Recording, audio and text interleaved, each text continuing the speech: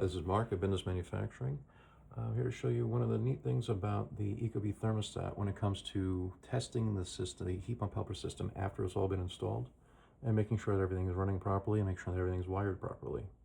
Go into the menu and then into settings, and then if you scroll down, go to settings again, and then installation settings, you'll see there's an option here for test equipment.